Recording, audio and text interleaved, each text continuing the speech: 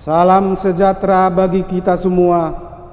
Tuhan senantiasa menyertai kita dan melindungi kita. Kini saatnya kita bersyukur kepadanya. Melalui ibadah malam ini, marilah kita berdoa saat teduh.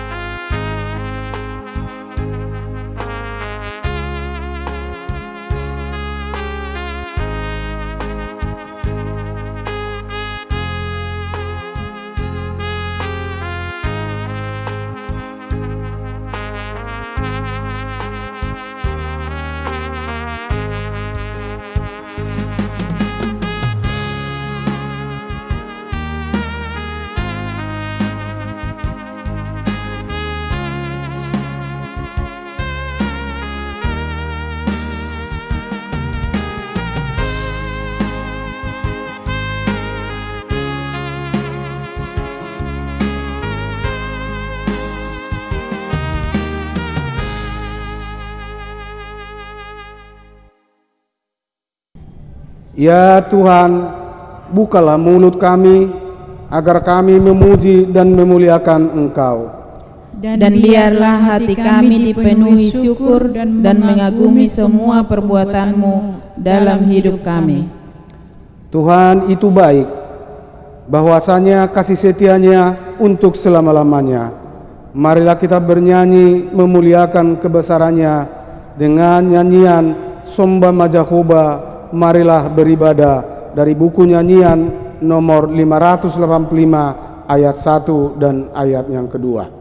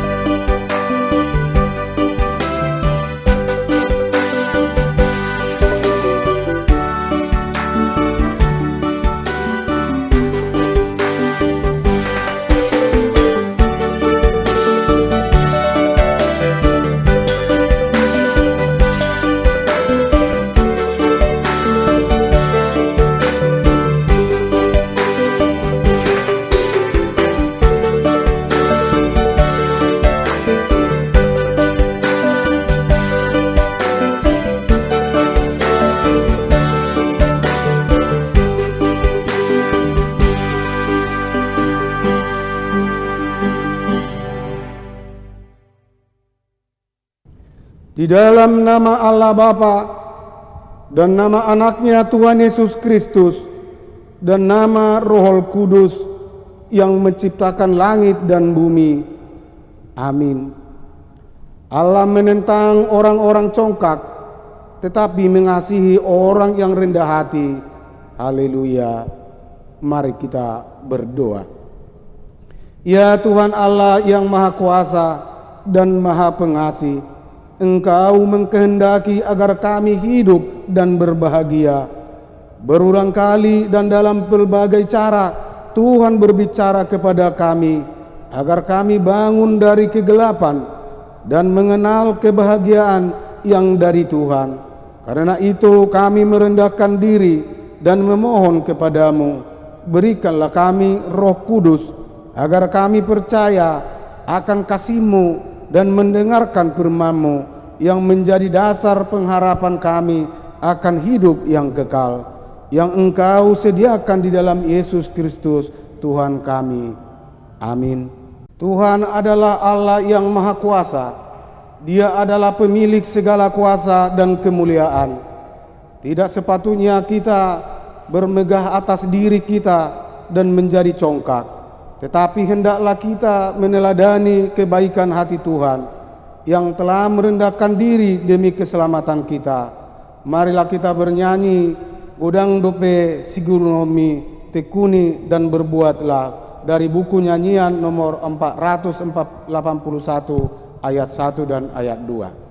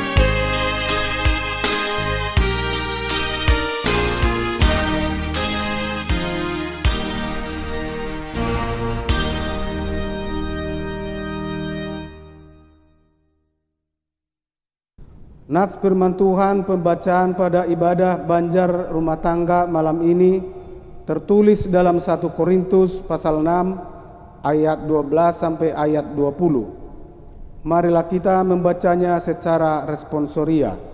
Segala sesuatu halal bagiku, tetapi bukan semuanya berguna. Segala sesuatu halal bagiku, tetapi aku tidak membiarkan diriku diperhamba oleh sesuatu apapun. Makanan adalah untuk perut dan perut untuk makanan, tetapi kedua-duanya akan dibinasakan Allah. Tetapi tubuh bukanlah untuk percabulan, melainkan untuk Tuhan, dan Tuhan untuk tubuh. Allah yang membangkitkan Tuhan akan membangkitkan kita juga oleh kuasa-Nya. Tidak tahukah kamu bahwa tubuhmu adalah anggota Kristus, akan kuambilkah anggota Kristus untuk menyerahkannya kepada percabulan? Sekali-kali tidak. Atau tidak tahukah kamu bahwa siapa yang mengikatkan dirinya kepada perempuan cabul menjadi satu tubuh dengan dia? Sebab demikianlah kata Nas, keduanya akan menjadi satu daging. Tetapi siapa yang mengikatkan dirinya pada Tuhan menjadi satu roh dengan dia. Jauhkanlah dirimu dari pencabulan.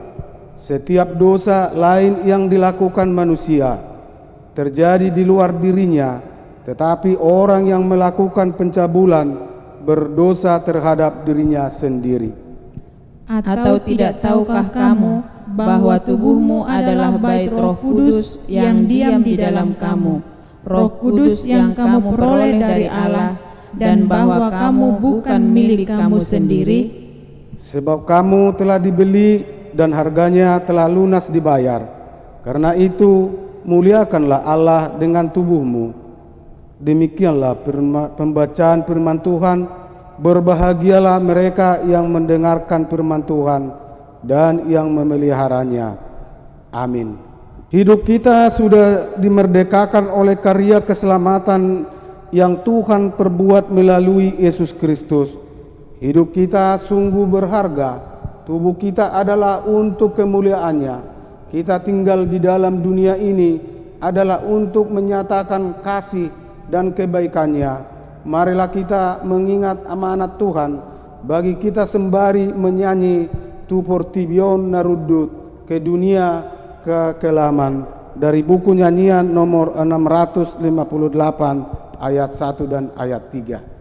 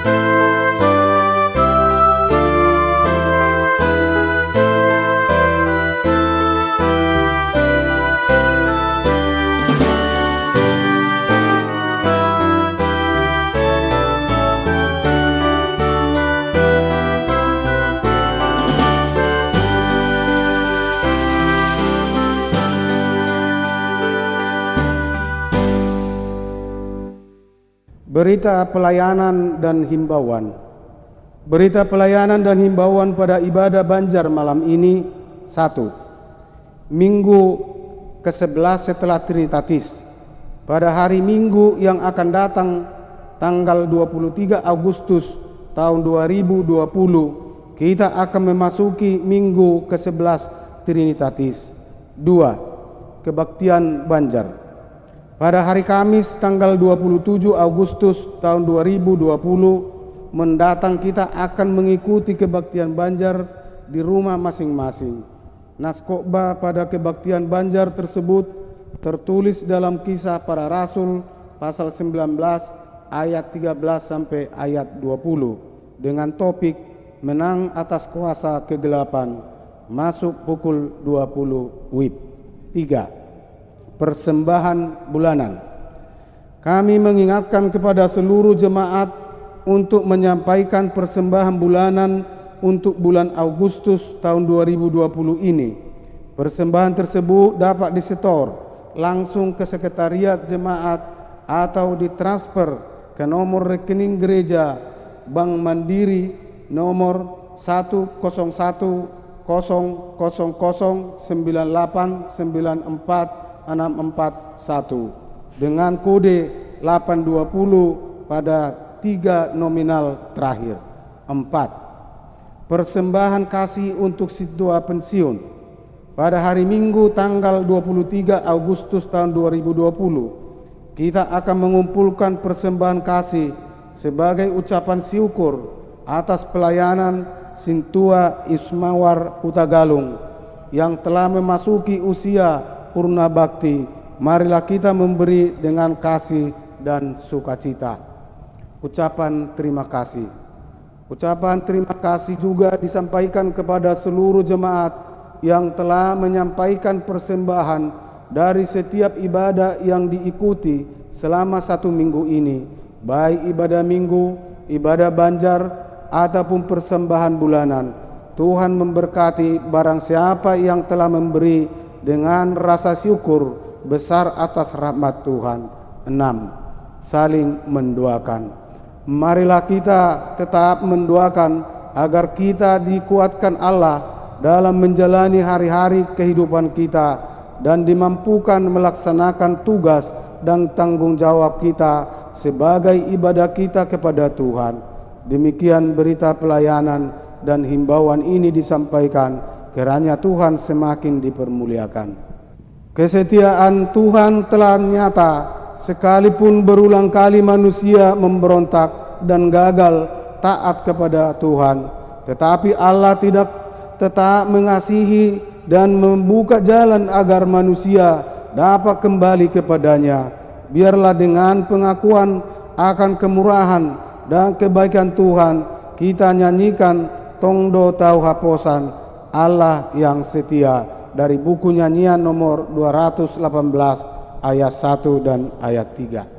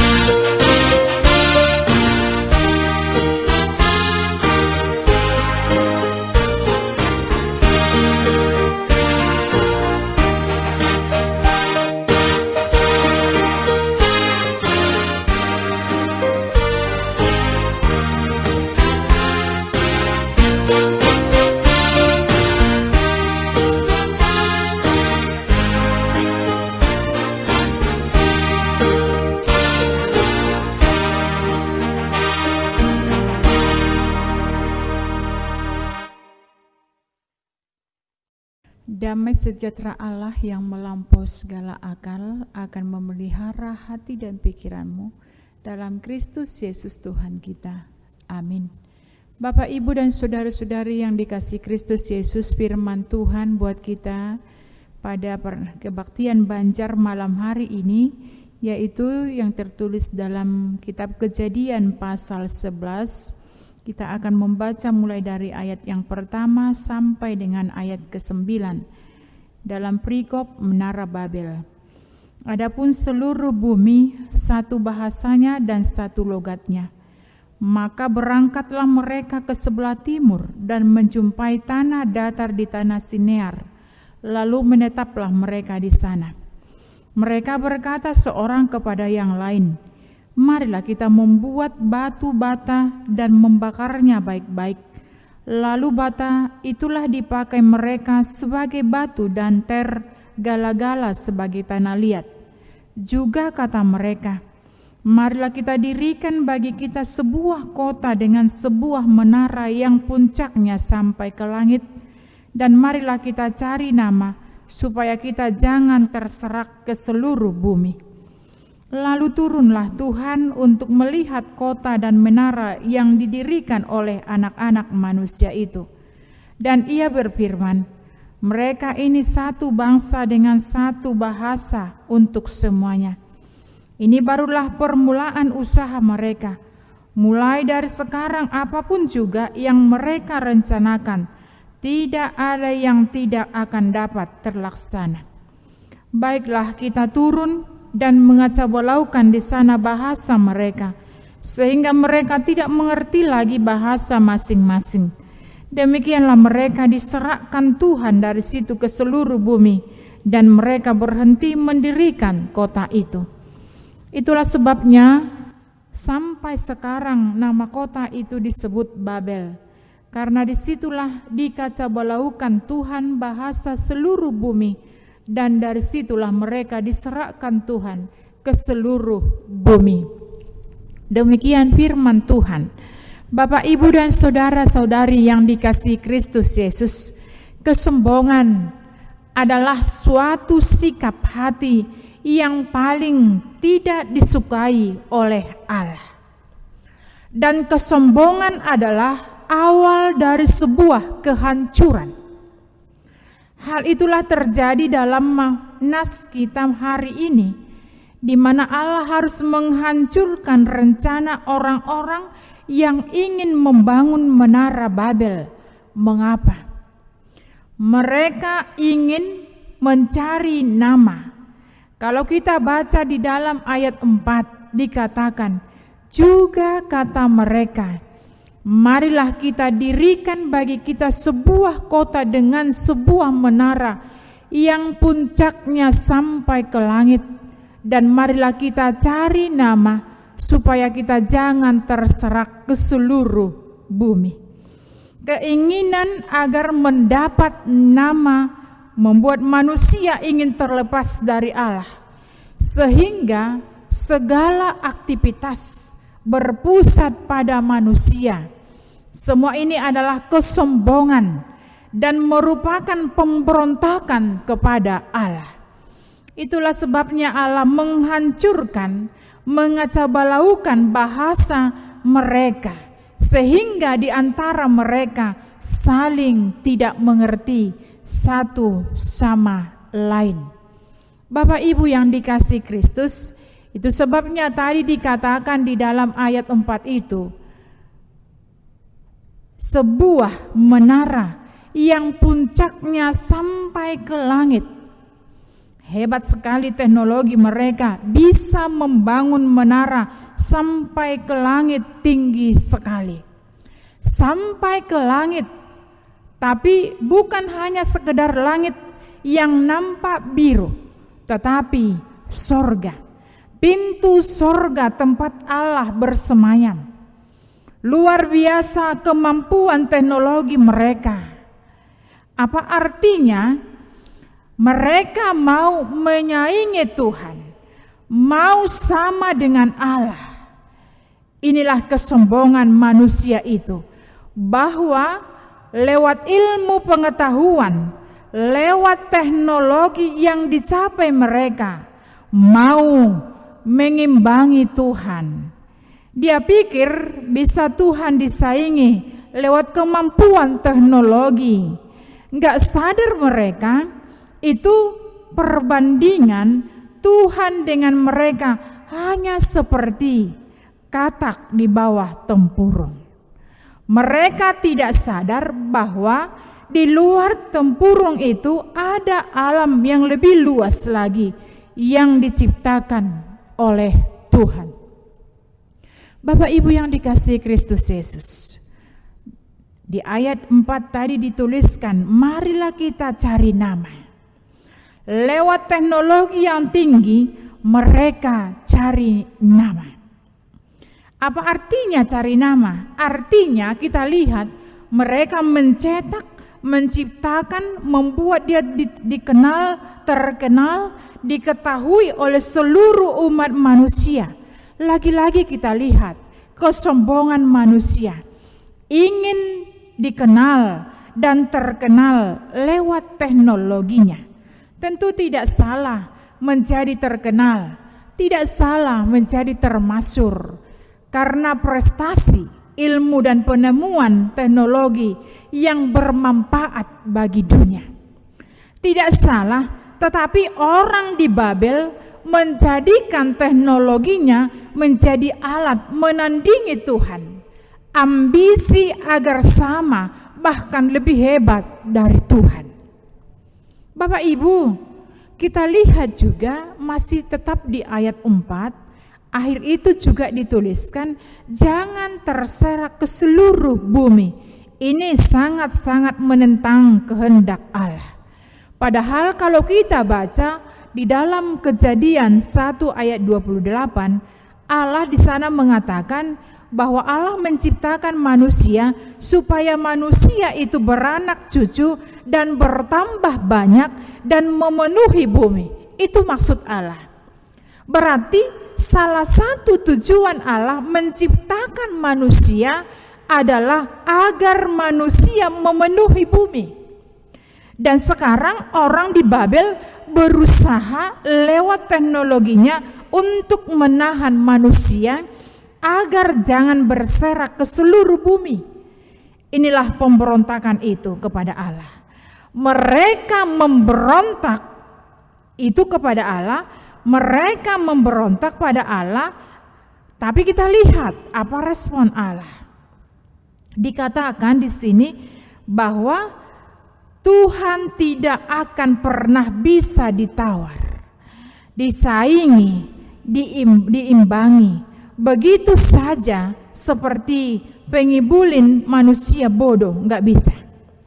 Ini reaksi dan tindakan Tuhan. Kalau kita baca di dalam ayat 5, dikatakan di sana, lalu turunlah Tuhan untuk melihat kota dan menara yang didirikan oleh anak-anak manusia itu. Dikatakan di sana, lalu turunlah Tuhan untuk melihat, berarti memahami, mengerti, memastikan, memutuskan, melakukan tindakan. Kita lihat apa tindakan Allah. Kalau kita baca di dalam ayat 7, baiklah kita turun dan mengacau balaukan di sana bahasa mereka, sehingga mereka tidak mengerti lagi bahasa masing-masing. Disebut tadi jelas, dan mengacau balaukan artinya merusak, menghabisi, menelan.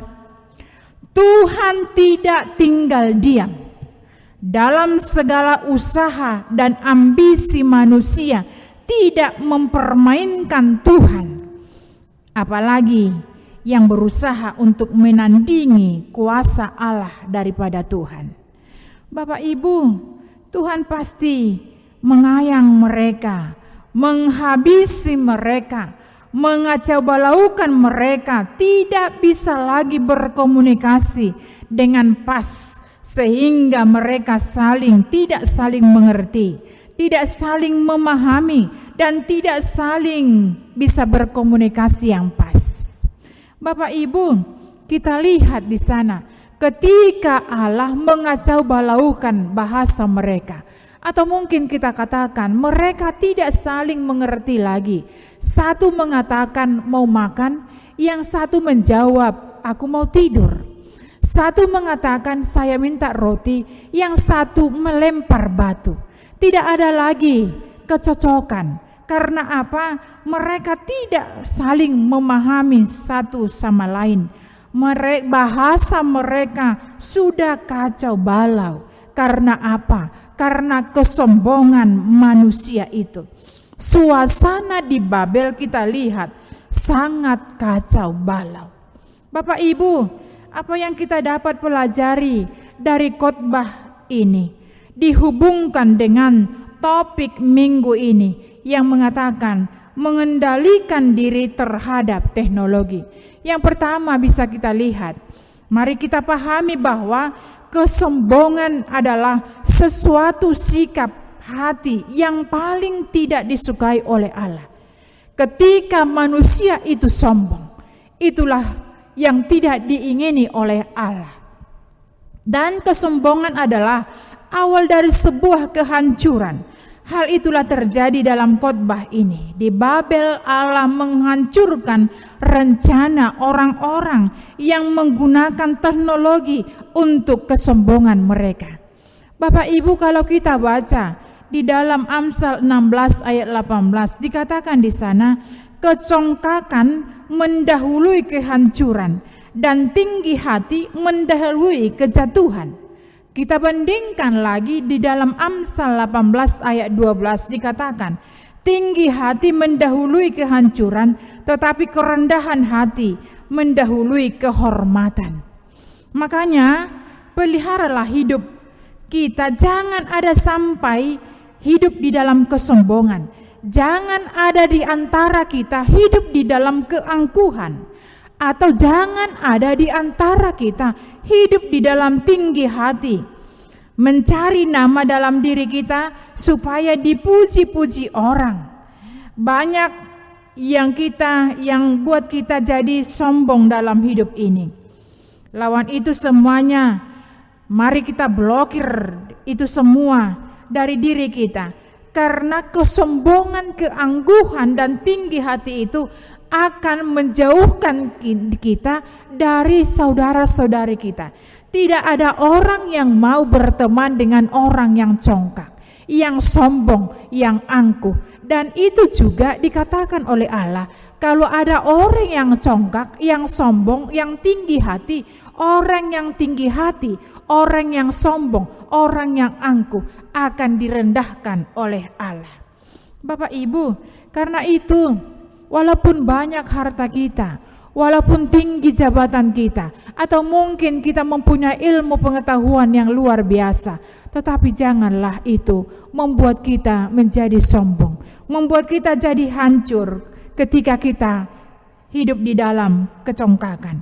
Karena itu Bapak Ibu, ketika kita diberikan oleh Allah ilmu pengetahuan, biarlah ilmu pengetahuan yang ada pada diri kita itu membuat orang meneladani Kristus. Melalui ilmu pengetahuan yang kita miliki, biarlah kita lihat bahwa di sana ada kuasa Allah. Bapak Ibu, yang kedua, syukurilah talenta. Ilmu pengetahuan, kemampuan berteknologi yang ada dalam dirimu, tetapi juga dan kendalikanlah semua jenis teknologi yang ada pada kita, agar itu lewat teknologi itu kita gunakan menunjukkan kuasa Allah di dalam diri kita dan menjadi berkat pengabdian kita buat keluarga, buat gereja, buat bangsa dan negara. Betapa bermanfaatnya hidup orang yang memiliki ilmu pengetahuan dan teknologi di dalam dirinya. Yang ketiga, dikatakan pelihara hidup. Jangan sampai terjadi hidup yang kacau balau. Tuhan tetap, kalau hidup kita ini bukan bait Roh Kudus, Tuhan akan sekali lagi mengacau balaukan komunikasi kita, mengacaukan hidup keluarga kita, mengacaukan hidup bergereja kita, mengacaukan hubungan dan persaudaraan kita. Makanya kita belajar dari khotbah ini, jaga dirimu. Jaga dirimu, jaga diri masing-masing, jaga diri kita masing-masing.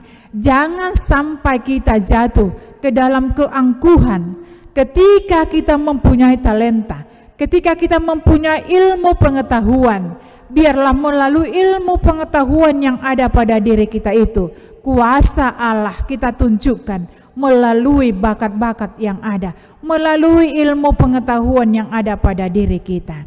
Biarlah nama Allah dipermuliakan melalui teknologi yang kita miliki. Amin, kita berdoa. Terima kasih Bapa di dalam sorga buat firman hari ini yang mengingatkan kami supaya kami Tuhan tidak jatuh ke dalam kesombongan, keangkuhan. Jikalau kami Tuhan mempunyai ilmu pengetahuan, biarlah itu menjadi kemuliaan bagi nama Tuhan. Biarlah ilmu yang ada pada kami tunjukkan, kami nampakkan bahwa itu berasal daripada Tuhan. Bapa di dalam sorga, berkati kami, berkati semua jemaat HKBP Petukangan dimanapun mereka, mulai dari anak-anak, remaja, kaum pemuda, Bapak, Ibu. Berkati semuanya Tuhan, berikan sukacita, berikan kebahagiaan, jagai mereka di setiap aktivitas mereka. Jauhkan dari kami virus-virus yang mematikan. Jauhkan juga dari kami rasa ketakutan yang luar biasa. Biarlah hidup kami serahkan ke dalam tangan pengasihan-Mu. Berkati Tuhan kami pada malam hari ini. Biarlah Tuhan, kuasa Tuhan nyata di dalam kehidupan kami. Ampuni kami dari segala dosa kami. Hanya di dalam nama Yesus kami berdoa. Amin. Jemaat Tuhan, kita telah mendengarkan firman Tuhan yang mengajarkan kita agar menjauhi kecongkakan. Pengetahuan dan teknologi baiknya tetap menjadi alat untuk membantu kehidupan kita. Jangan biarkan menjadi dasar bagi kesombongan.